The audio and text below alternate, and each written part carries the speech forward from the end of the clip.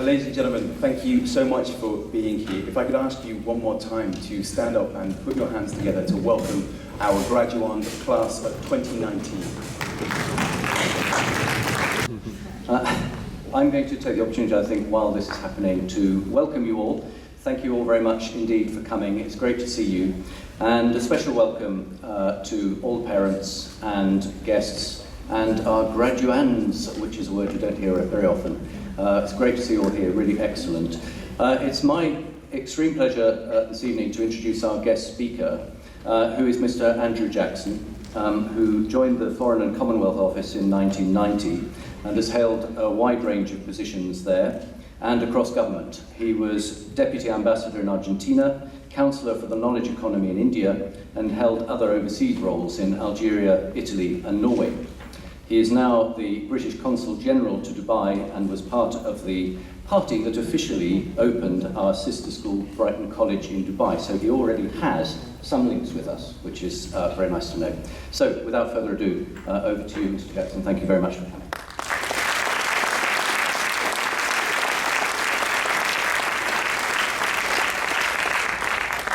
Thank you very much, and thank you for the invitation to attend here. It's actually always a little bit humbling when you come to school education events, because I'm not the one in the gown. This is all about you. So my first message is very simply congratulations to all the graduands, but also to the family members, parents, and I know teachers and staff of Brighton College that are here today. My role, although I'm based in Dubai, I travel around the whole of the UAE, and I genuinely think that the links that we have between the United Kingdom and the United Arab Emirates in the area of education are some of the most special ones. You probably know, and I suspect that the students here can tell us more, that in the vision of His Highness Sheikh Zayed, founder of the UAE almost 50 years ago, he put education right at the heart of how we wanted to grow the country, and it's something that's reflected in the ties between us ever since then.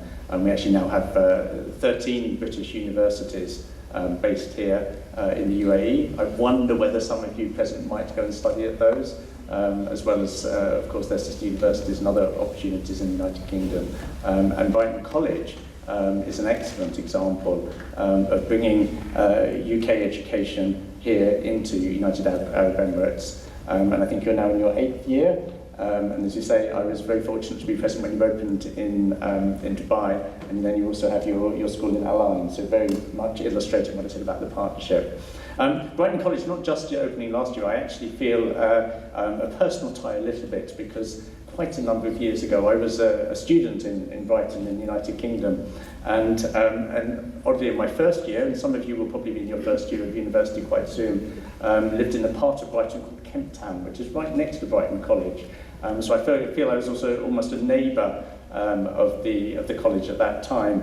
But curiously, my strongest memory of Brighton College and that year that I spent there was that it was one of the coldest winters that the UK had in the 1980s, with deep snow that just hung around for years.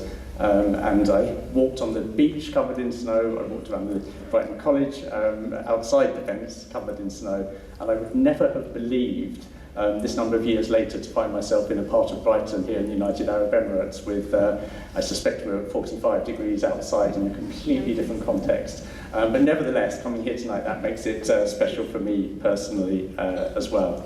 But coming back to the importance of the education and the things that you've achieved here, I think one of the things that makes it so special is the two-way learning between countries, not just the UK and the UAE, but also other countries in the region. And I know amongst the students you've got a number of different nationalities represented. And that two-way learning is what makes it special. I arrived in the UAE just about a year ago, and I'm still inspired by the kind of vision and ideas, particularly in some of the innovations here of people just trying new things, tackling different challenges that you have, including adapting to the climate and building here. So I feel it's a special place, and I'm sure you'll agree, for you to have been doing your secondary education here. And as graduates in 2019, a special memory I hope you'll take, and we've certainly all felt this, graduating in the Year of Tolerance. And I know here in Abu Dhabi there was the Special Olympics just a couple of months ago with participants from, I think it was 70 different countries. You've really been at the heart of really quite a unique part of leadership on the part of the United Arab Emirates that other countries have come to. I'm based just up the road in Dubai, and those of you who are still here next year will, I'm sure, participate, and I hope the rest of you will come back for what should also be an inspirational time around the Dubai Expo, which has the themes Connecting Minds, Creating the Future. And in fact, the United Kingdom, and this is your first invitation to come to our pavilion, will be an experience of artificial intelligence and poetry. Everybody who goes to the pavilion will contribute a word, probably on your phone, and the artificial intelligence logarithms will turn it into poetry in English and Arabic.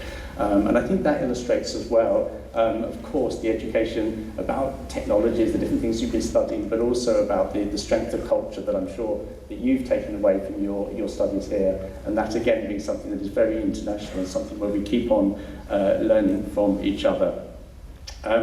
So for all of those reasons, I feel it must be, for you, I hope, an exciting year and an exciting place to be graduating, and I congratulate you again on that.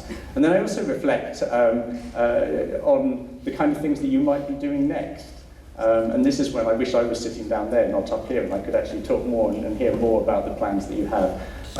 Because one of the things that we look at is, and I'm sure parents and teachers here present will see this as well, the kind of skills that you've learned here, the kind of jobs and other experiences that you will have are changing so much at the moment.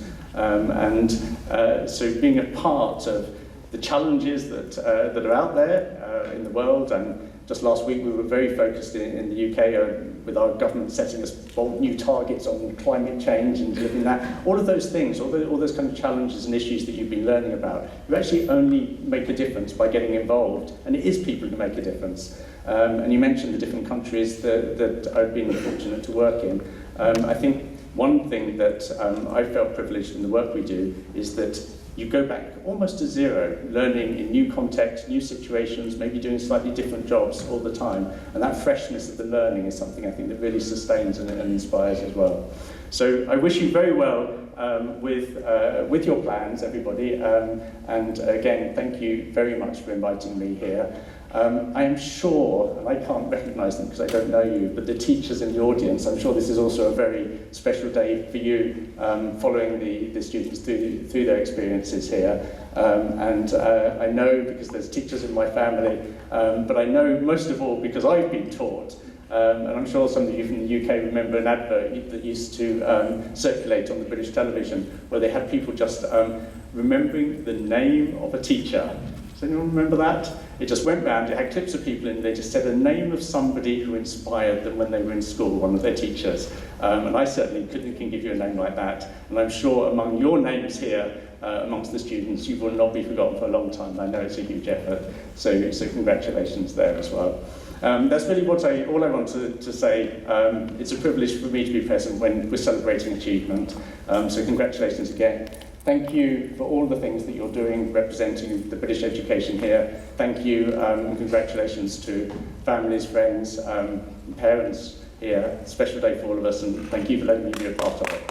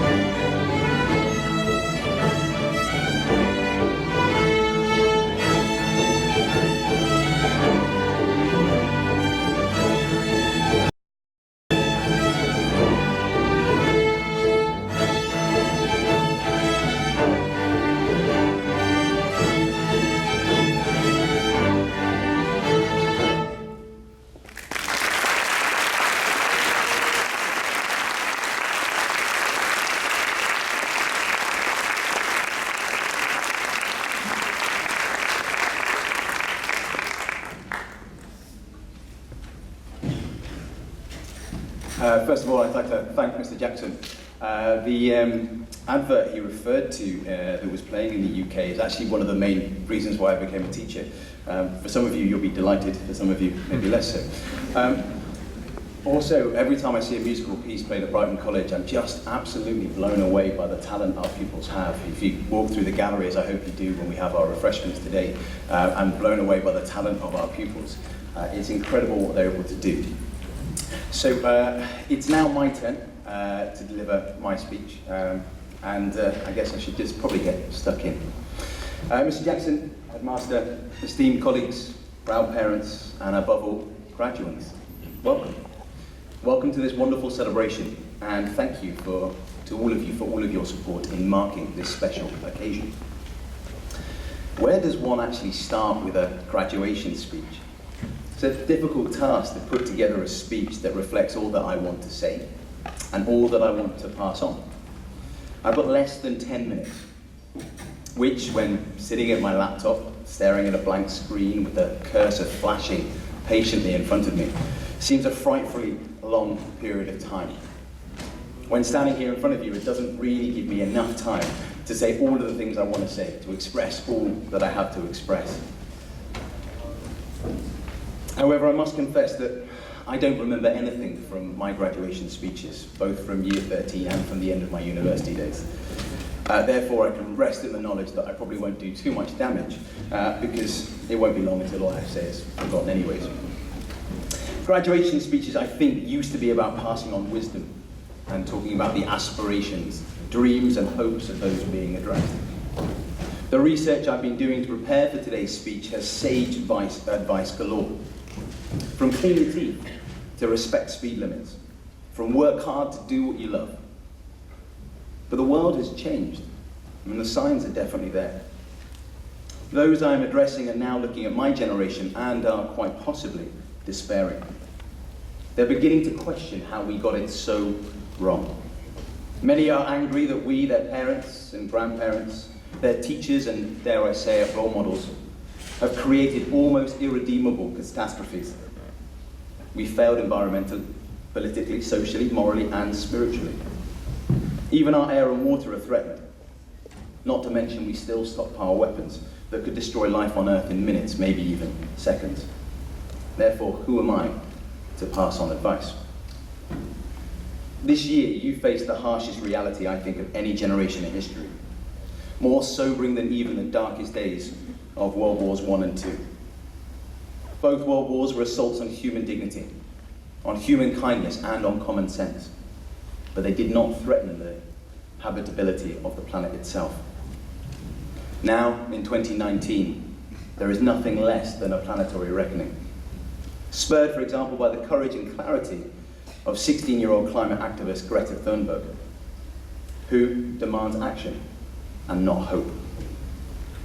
So that leads me then to the power of an individual, a rallying cry for the self, a decision to believe in the people that we are. The work, dedication, and tenacity of Greta made me pause for thought, made me realize that maybe there is something I can pass on, some wisdom still left to impart. So action and not hope.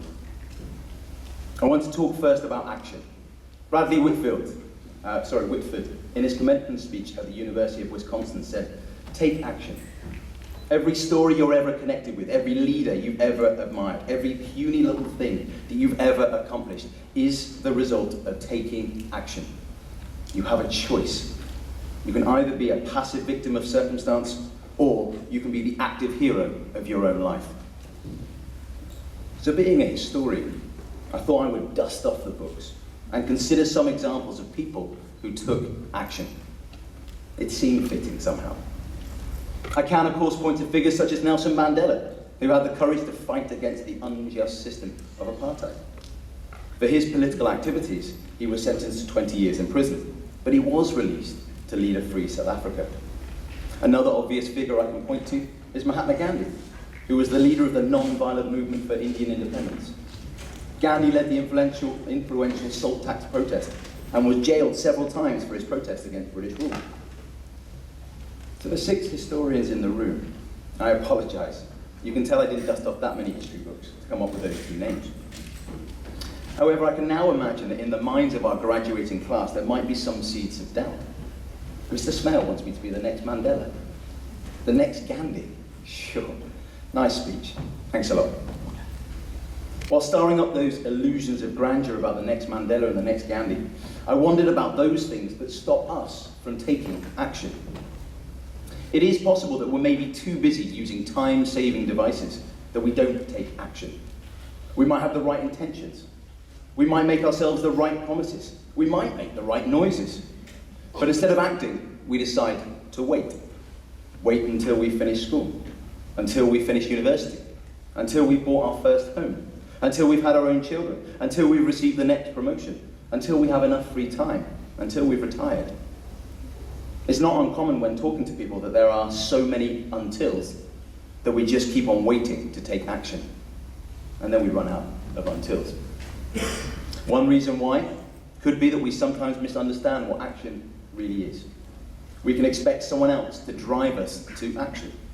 We wait for that mighty voice to come out the loudspeaker telling us what to do, what to act upon. But action comes from the quiet nudging of an inner voice. It comes from someone brave enough to follow what they believe. And it comes from someone who realizes that the time has come to move beyond preparing, to doing.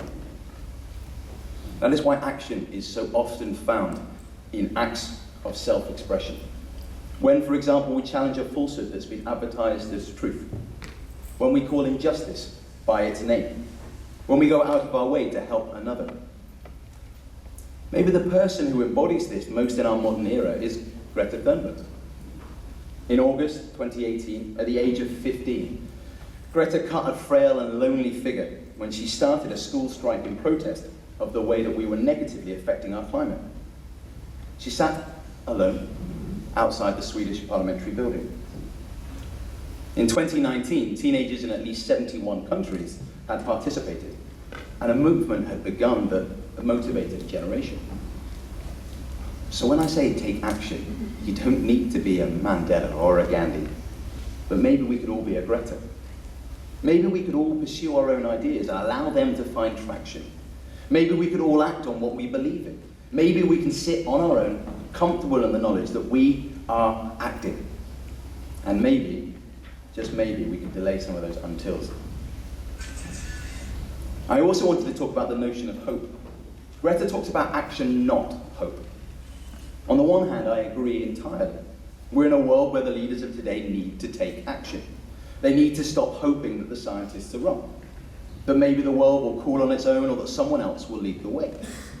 They need to ensure that the world is the best place for all of you, for my daughter, for all of the families connected to all of the people sat in this room. And they should do so because it's their responsibility to do so. But I feel there is room for hope. Hope, I think, is important. It should be the basis of what we want to achieve and spur us on to action. Hope is important because life is difficult. Without hope, it gets even harder. Hope is important because it improves academics, it improves divergent thinking, self-worth, and people with hope have the will, the pathways, and the strategies necessary to achieve their goals. Every year, you guys will meet new people, travel to different places, and have experiences you've never had before. Today, for all of us, is a moment for optimism, excitement, and hope. We as teachers stand here and hope that we've done all that we could. We as parents stand here and hope you know how much we love you. And we all hope that you will believe in yourselves, and that you will recognize your talents, and above all, we hope you realize you have the power to change the world as long as you are prepared to act. You, class of 2019, are my hope. The quirks, personality, drive, and ambition of the young minds in the room are the hope I need. You are the doctors, the innovators, the leaders of tomorrow. You are the dreamers, the idea holders. You already do it better than we did it. You already work harder than we did. You already dream bigger, see bigger, act bigger. Last year, around the same time that Greta sat for her first protest, I was blessed to have my now 11-month-old daughter. I hope I have the courage to act for her. But I also have hope. I'm lucky to be an educator because I spend my life surrounded by hope, by dreams, by aspiration, by innovation. And I sincerely believe that all of you graduating today have the will, the future pathways, and the strategies necessary to achieve all you want and more. I hope that the world will be a better place, but I know you have the ability and the desire to make it so. A new world is on the horizon, and it will be more incredible than any of us can possibly imagine. Our greatest innovations are ahead of us, not behind us. This isn't just a hope, but we need engineers to build that world for us. We need scientists to solve the great crises the world faces. We need environmentalists to stand up for change. We need artists to capture all that we are destroying. We need architects to develop footprint-friendly solutions. We need geographers and historians to teach us about what went wrong and what is going wrong so that we may learn from the mistakes of those before us. We need linguists to translate. We need actors to convey. And we need writers to educate. We need economists and business people to make ethical choices and to put the planet, nature, and humanity before profit. We need lawyers to seek justice and protect those who cannot protect themselves. And most of all, we need a new generation who cares about the planet, who cares about the world around us. We need those who are prepared to take action. And we need those who hope for a better world, who through action make it so. That is you. You have the power and capacity. You have the tenacity and hunger. You have the academic prowess and the backing and support of your families. You have opportunities ahead of you you can't possibly imagine. By 2030, 85% of the jobs that you will be doing don't yet exist. So think of the possibilities you have. Think about being the wonderful young people you are. Do what motivates and inspires you. But do it because the future means something. Do it because the world around you means something. Do it because you hope for something better. So go forward to your futures. Go and be happy. Go and be who you were meant to be. Don't fear action and don't fear hope. Instead, allow hope to breathe life into you and then be prepared to act. Go out into the world knowing that regardless of results, careers and deeds, you can always take action. And know that you will be supported by the teachers in this theatre and the proud parents who I hope are about to put their hands together to applaud your endeavours. Not yet. Congratulations, class of 2019, and thank you. But thanks to you, I believe both action and hope are intertwined. And as a result, I believe that anything is possible. Congratulations.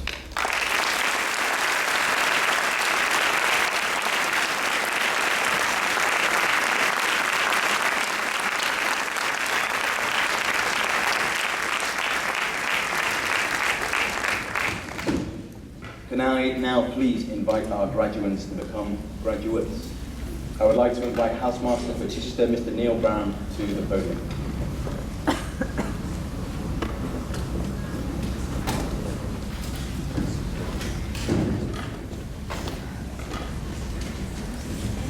Okay, as Mr. Smell said, my name's Neil Brown. It's my enormous pleasure, and I'm going to say it's been the highlight of my working life so far, to be the head of house for Chichester. I'm going to invite our graduates onto the stage in groups of 4 and 5. So if you would be kind enough to hold your applause until they're in their groups. Okay? First, Ahmed Abbas. Woo!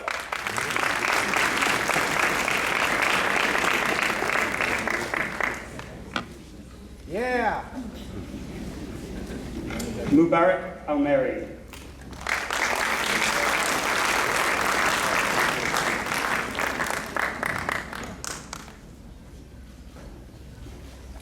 Mohammed Almeri.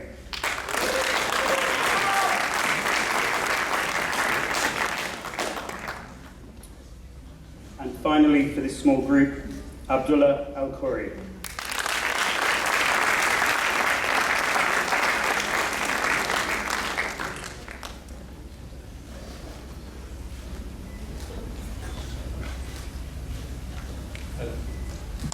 I'm going to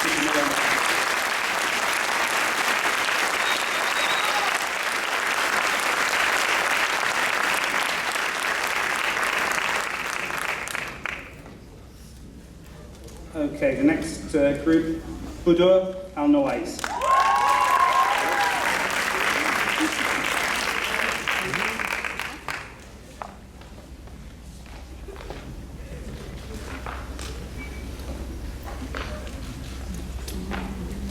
Sami Beg.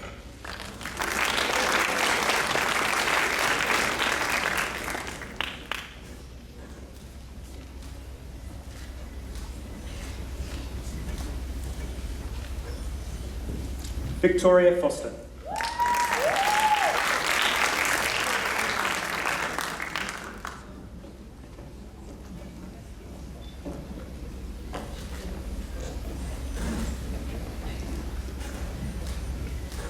Rama Handan.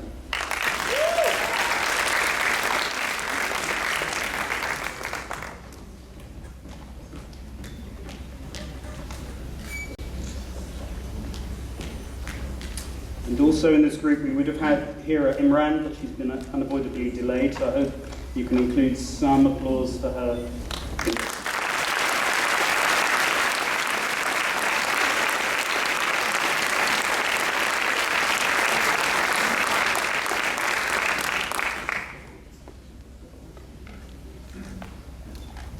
Okay. Off you go, guys.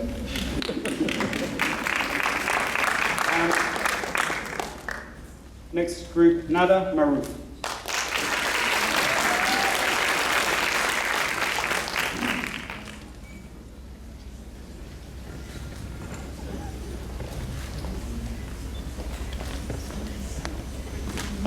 Aliénor Prévost.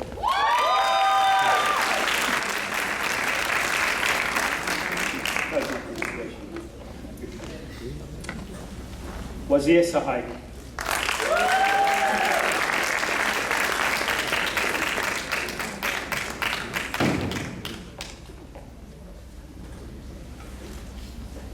And finally from Chichester, Emily Ward.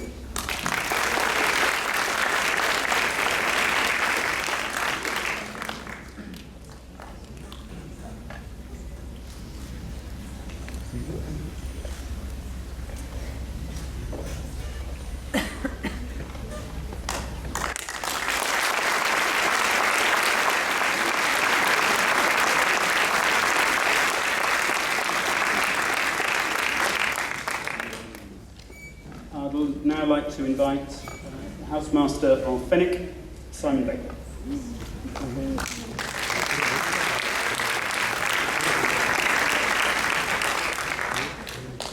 It's my absolute pleasure to introduce the wonderful children I have managed in the last 4 years. I'll start off with the lovely smile of Francesca Abbas.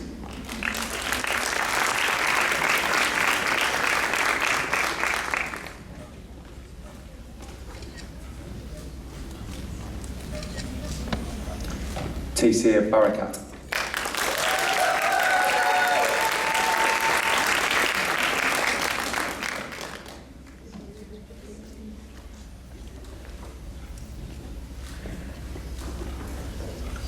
Lewis Dean.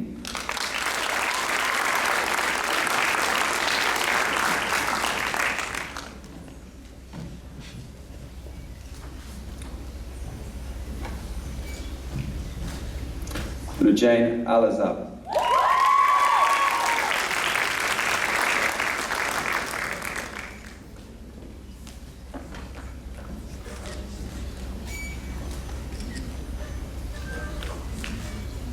And lastly, from this group of 5, Hussein Awazefwe.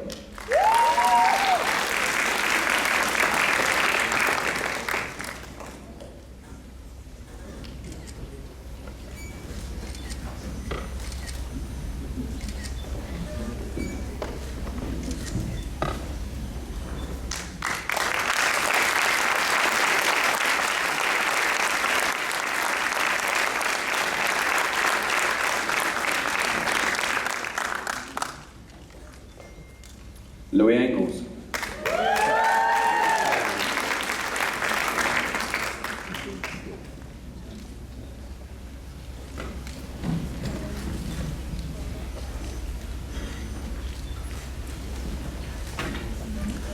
Caitlin Hearn.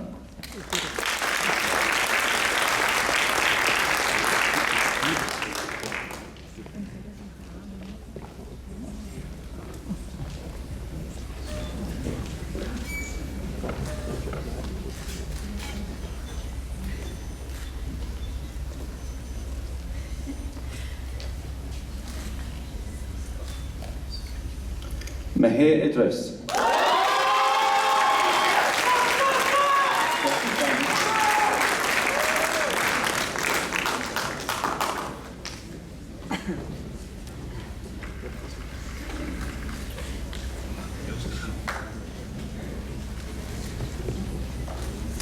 Jade Kruger-Little.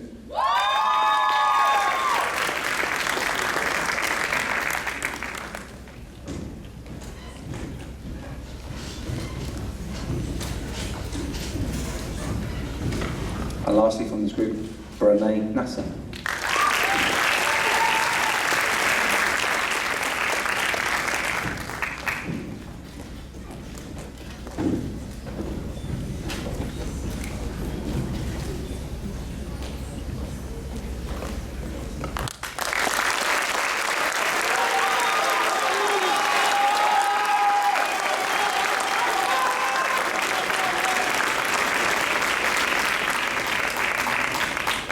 And finally, my last 5, Man of Popley.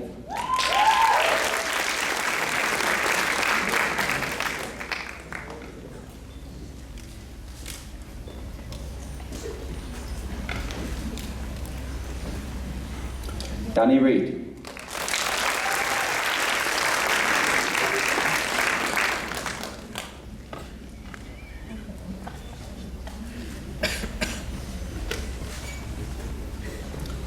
Isabella's farts.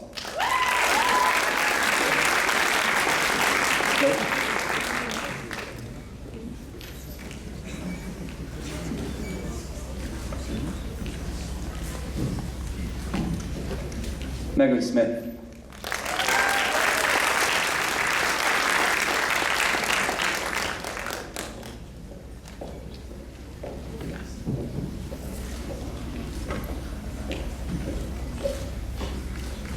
And last but by no means least, Hannah Wood.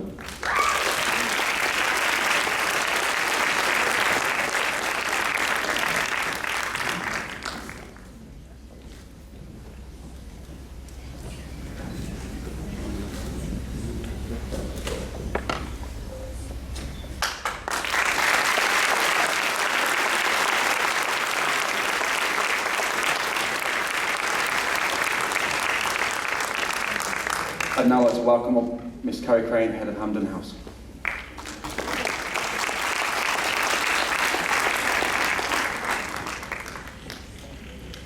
It's my honor to announce the graduates of Hampden House. Abdullah Al-Hadrami.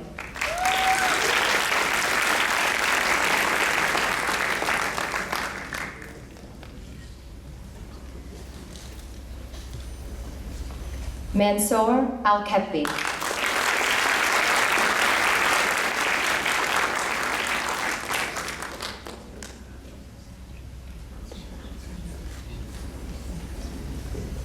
Abdul Rahman Al-Ubaidi.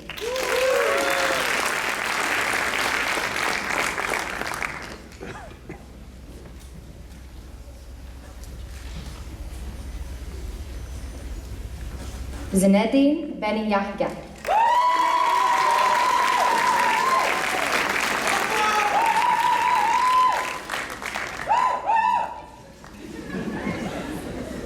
Anna Codavilla.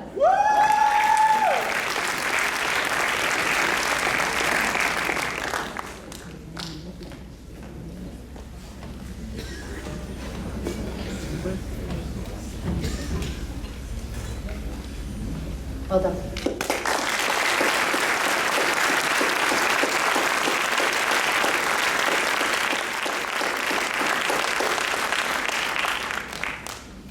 Zaina Doshan.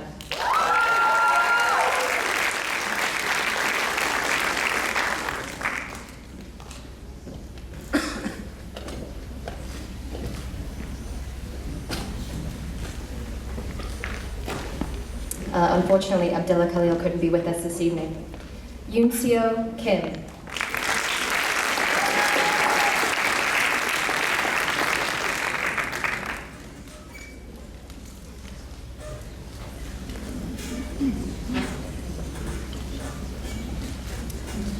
Annika McLaughlin Vasquez.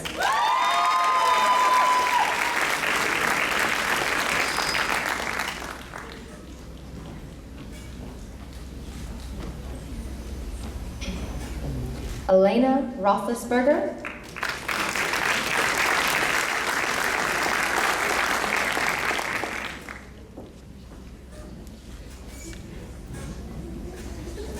And Ananya Vaidya.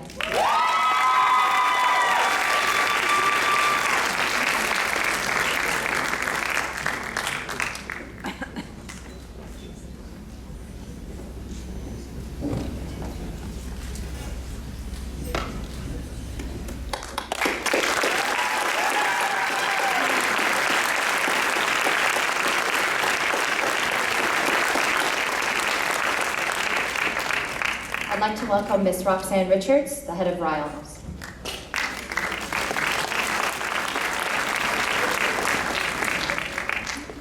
It is my pleasure to welcome the Year 13 graduates for Ryle House.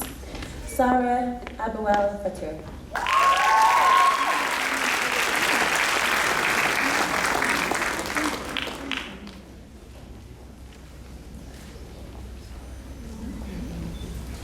Rami Akbik.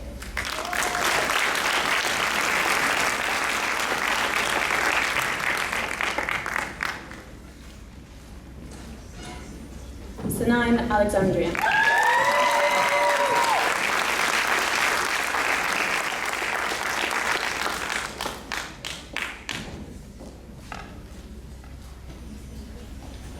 Mohammed Bashir.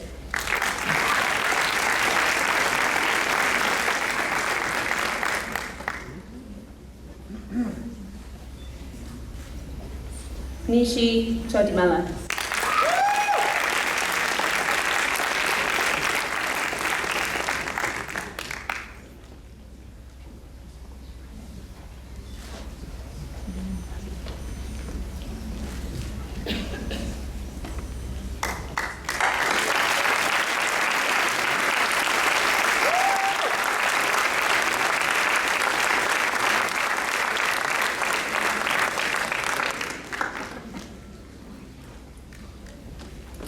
Kira Danaher.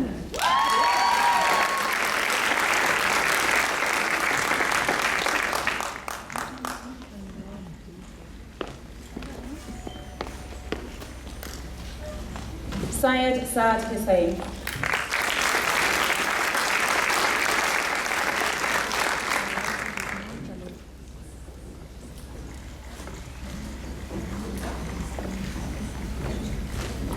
Theodora Jokic.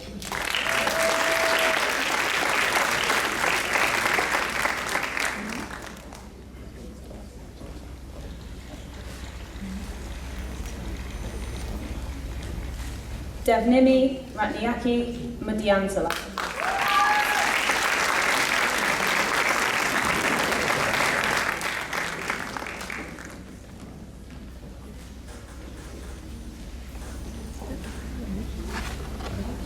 And Yusuf Sabri, who is unfortunately unable to be with us tonight as he is in London, but still please.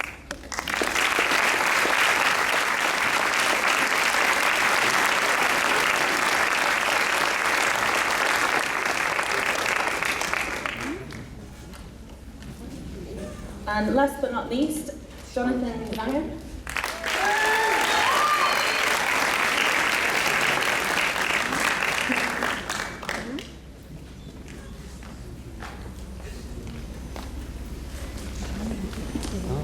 Georgia Sana.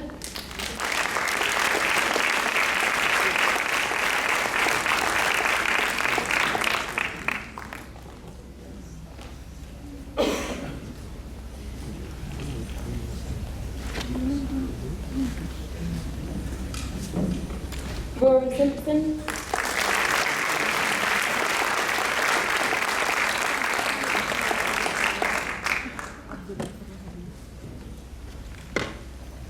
Jacob Rossick.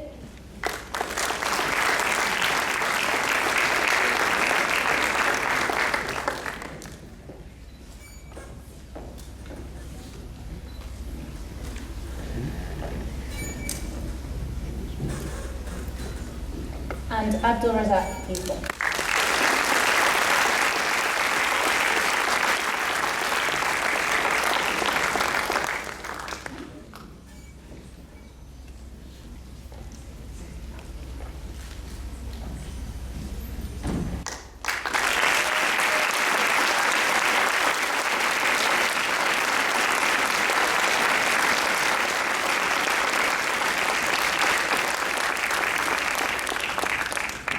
I'd actually had promised the now graduates that the first people that would speak to them would be their own peers. So I would like to bring up our current head boy and head girl, Ananya and Nada, please.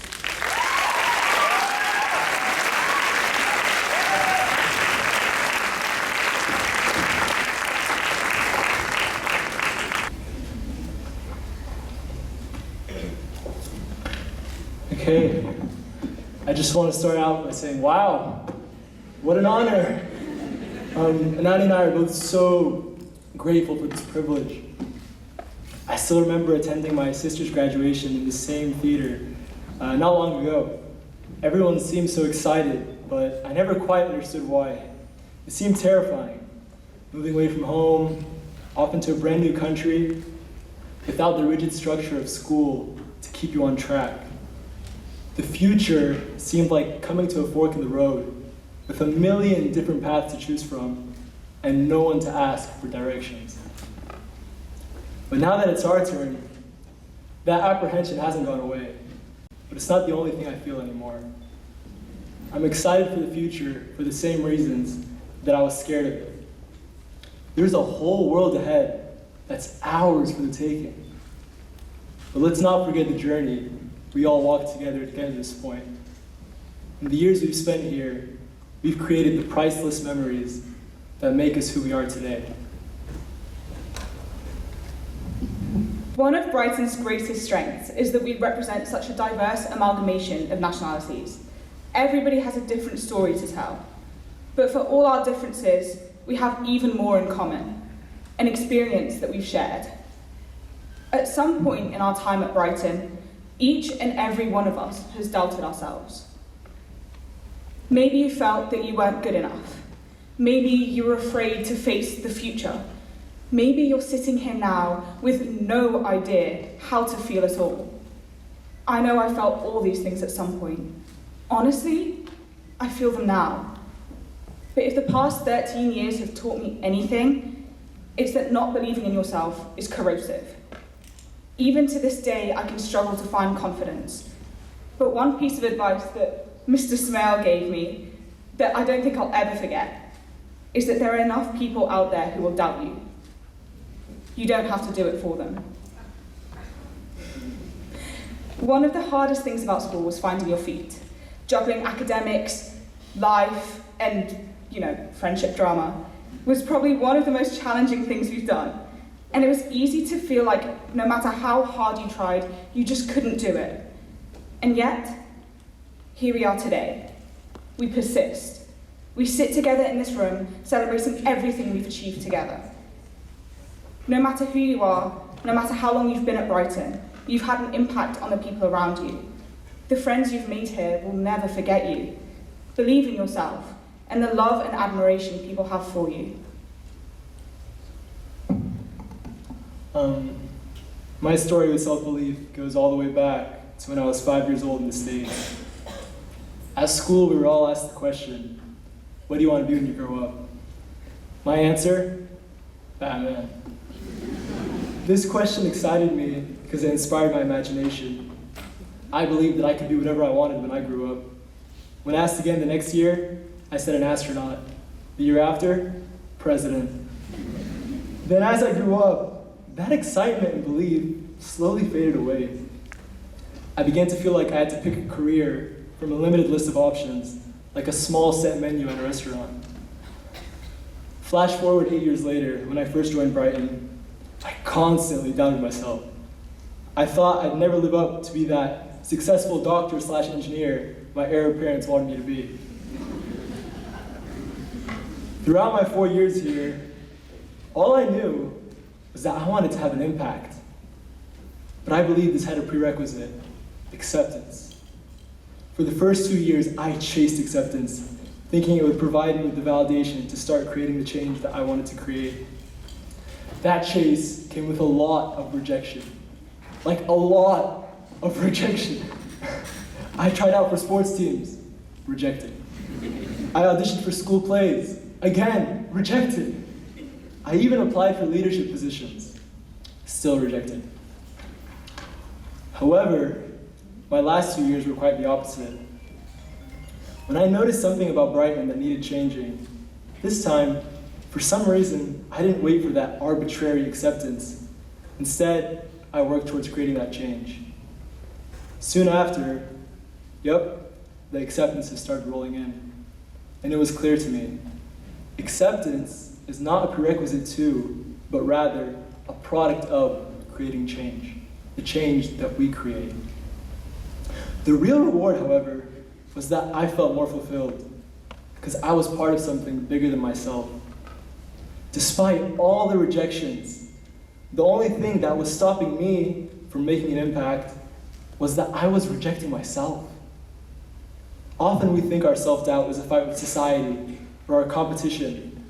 And most of the time, like in my case, the real fight is with ourselves. Most importantly though, after all of this, I figured out the reason behind my internal conflict about what I wanted to be when I grew up. I was asking the wrong question. Today, I ask myself a more fulfilling question. What change do I want to create in this world? Suddenly that restaurant with the small set menu turned into the hugest buffet with unlimited options. We have achieved a lot in this school, both as individuals and even more so as a collective. But tonight is as much about looking towards what the future holds for us as it is looking back at the times that we shared. The future is daunting, there's no doubt about it. We're going from the comfort and safety of our homes and the rigid structure of school to gap years, universities, and work. Our canvas is blank, waiting for us to paint it. There are no lines to colour in anymore. But if anyone can tackle the challenge that lies ahead, it's us. We've had one of the most unique experiences growing up in such a dynamic city. Abu Dhabi is not much older than we are, and as it grows and changes, we change with it. I believe that this, more than anything else we've learned in our time here, is the most important, adapting to change. We know how to deal with any challenge that life throws our way. All you have to do is believe that you can do it. Know that you can do it. Because you can. We've already been doing it for so long. And whenever you feel like you can't, know that we are here to believe it for you. Our futures are clean slates, ready for us to make our mark on. We can achieve anything we put our minds to, so long as we believe in the power that we have.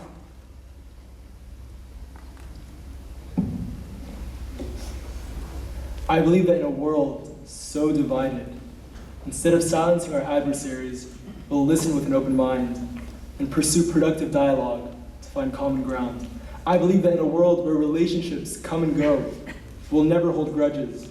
Instead, we'll find the courage, compassion, and strength to forgive. I believe that in a world where life is precious, we'll strike that balance between living sustainably, as though we're to stay here forever, and enjoying life as though we're to die tomorrow. Most of all, however, I believe that we'll all go on to live fulfilling lives because we'll all pursue what we love. Although many of us may still have no idea what to do with our lives, as long as we refuse to settle until we find our passions, we're always making progress. Oh, here it is. Call me naive, but I believe in us. That's why I look our future right in the eyes fearlessly. Without hesitation, I say, bring it on.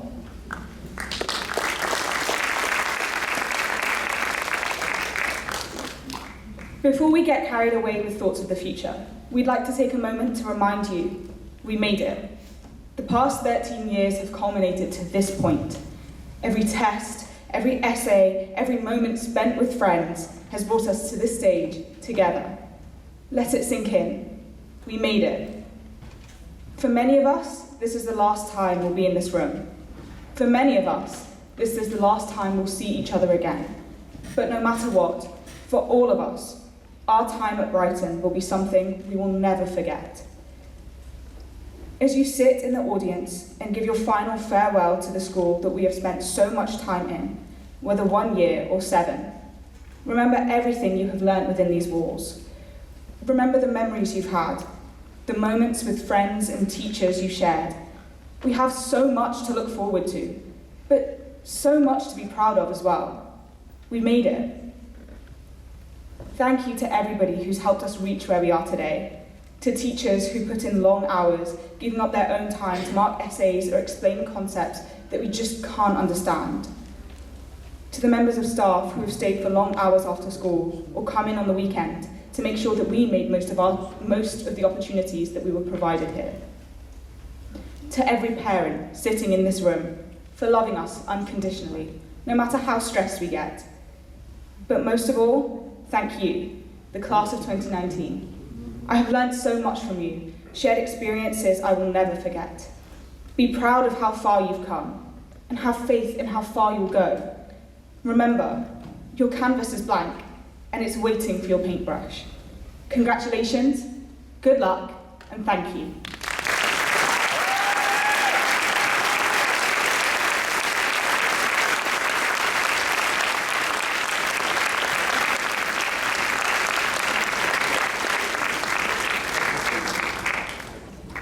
Right, delayed gratification.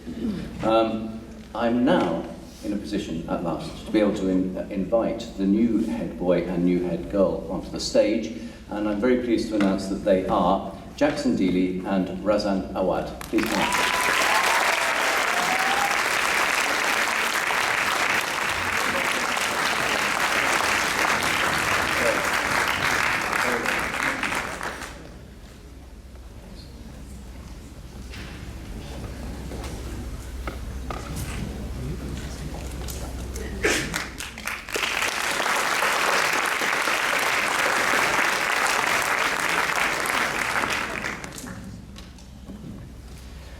Honoured guests, parents, pupils and staff of Brighton College, Abu Dhabi, it's my pleasure to address you at this, the third such ceremony I have been at since starting here as your headmaster.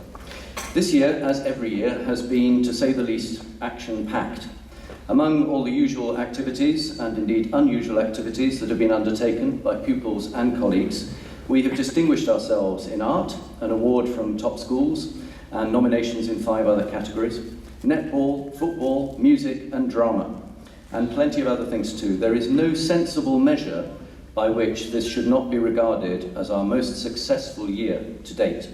Top results in the Emirate, an outstanding ADEC inspection result, the school almost full to capacity, finances on an even keel, and our partnership with Brighton College in the UK thriving, with all sorts of cross-fertilisation at so many levels, including senior leaders and heads of department. This helps to ensure, including at governor level, that we are kept in touch and up to date with best practice in the UK. Traffic is not all one way though, as you would expect when representatives of outstanding schools get together. And it was interesting that a recent visit from the BC UK head of sixth form led to ideas from us going back to them. That is just as it should be, and it was great to participate earlier this year in a discussion between staff here in real time at Al Ain in Dubai and in Bangkok. And as the family of Brighton schools grows, so do our opportunities for such professional conversations, thanks in part to modern technology, which we embrace. While it is appropriate on this occasion to remind ourselves of the excellence of the education here and the high quality of the staff, including the many experienced and highly qualified people who will be joining us in September, it is a time primarily to focus on the pupils who will be leaving us this term, having completed their sixth form years here at Brighton College. Whether you joined us in year 12 or whether you've been associated with us for many years, your contribution to the success of the college has been immense, and we are grateful to you for all you have done. You have dealt well with the stresses and strains of demanding examinations, and you've always maintained an exemplary level of good humour and positivity. The Brighton spirit has been much in evidence from you. I see it whenever I pass through the sixth form common room and have brief chats with you. I see it at sports fixtures and concerts and plays, and I know it is much in evidence day to day in your lessons, which is why my colleagues and I find you such great company and a pleasure to teach, and is one of the many reasons why you are so successful. By successful, incidentally, I do not mean just academically. That is important without doubt, but what impresses me so often is how successful you are as human beings, i.e. people who can interact positively with each other, deal with difficulties, and surmount obstacles that life places in your way, thanks to your resilience. I would argue that this resilience is a direct consequence not just of the way you have been brought up at home, but of the many opportunities you've enjoyed here of working together in teams, debating and socialising. There is very little the world will be able to throw at you that you won't be able to cope with, and I am extremely proud to have been associated with you in the last formative years here. It is inevitable in an address of this nature that I generalise about the cohort, and yet I'm very conscious that you are not an amorphous mass, but a group of individuals, talented in all sorts of different ways, who have had to face different challenges, and that it's not always been easy. And with so many gifted people around, it always looks as if it is easier for others when you are going through a difficult patch yourself. But that is seldom true. Everyone has their challenges, and everyone needs support. So never be frightened to ask for it. I hope my colleagues have always been here to help you when you have found things tricky. I have touched in previous years on my deeply held belief that ability is an outdated notion in many ways. The idea your intelligence can be measured in year 7 and that this will define you forevermore is a nonsense. And it is a nonsense that has been responsible over the years in schools for damage to people who develop at different rates and in different ways. Staff and I will continue to explore means by which we can move away from this outmoded method of judging intelligence, and we'll teach people from the very earliest age how to think, how to work out where they're up to, and what they need to do to go further, rather than believing in any form of glass ceiling. I remain convinced that there is absolutely nothing you can't do if you're really determined and are prepared to put in the hours to get you there. In some cases, it may take more years than it has taken others, but that does not mean that you will not reach your goal in the end. No matter how ambitious, you will. As everyone here knows, one of our key values at Brighton College is kindness, and I'm always impressed by the ways in which you support each other. This has been evident in the lead-up to examinations, which inevitably is a tense time, though without the support of Mrs. Gauthier on the university's front, the tension would have been much more pronounced. I don't normally single out individuals in my graduation speech, as it is invidious to do so when so many people make such an important contribution. But I mention Mrs. Gauthier because I think what she has achieved in such a short time in terms of gaining profound knowledge of the detail of several university systems around the world and using it to your benefit has been outstanding. Let's give her a round of applause.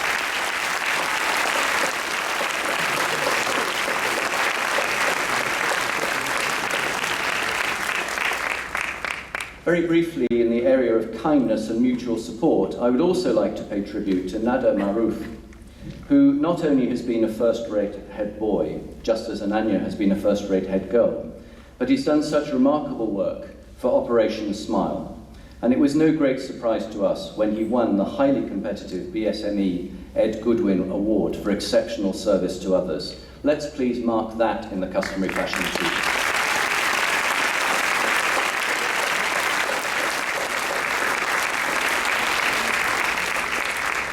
I am going to single out one more member of staff before I finish, and I don't suppose anyone will begrudge my referring specifically to the tremendous work Tim Smale has done as head of sixth form. You've seen it in evidence tonight. You will get a chance. You've seen it in evidence tonight. But what he does is so much more important than putting on high-profile events. His day-to-day care for you as individuals, and the quality of his advice, and the energy of his support, and indeed his teaching of history, mean that you know you have been in extremely capable hands. We are, of course, delighted that he has secured the promotion to Vice Principal, which he so richly deserves, and we congratulate him and wish him and his family every happiness as they move to Switzerland in the summer. I know Mr. Patel, who takes over as head of sixth form in September, will also be a brilliant champion for our pupils. Indeed, compared with Mr. Smale, an out-and-out Liverpool supporter, I have only one reservation about Mr. Patel, and that is that he supports Spurs. As far as I can judge so far, that is his only failing. Anyway, let us join our hands together and thank Mr. Smale for his immense contribution.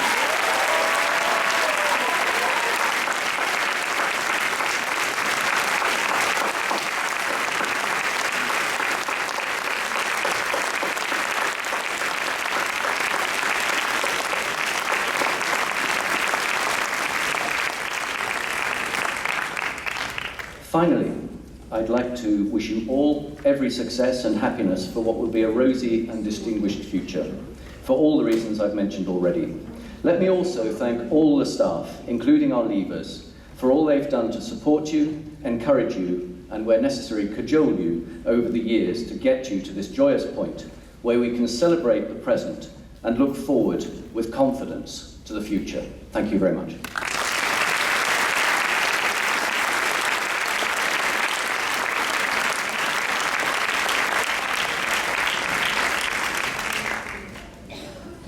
So, I believe it's customary at a graduation for our graduates to come up on stage and to throw the cap. We decided to ignore that this year. We're not doing that, we are doing it.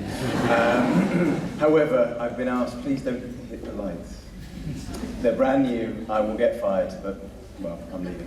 So, guys, if I could ask you to come up on the steps nearest to you, roughly in size order with the shortest people at the front. Thank you.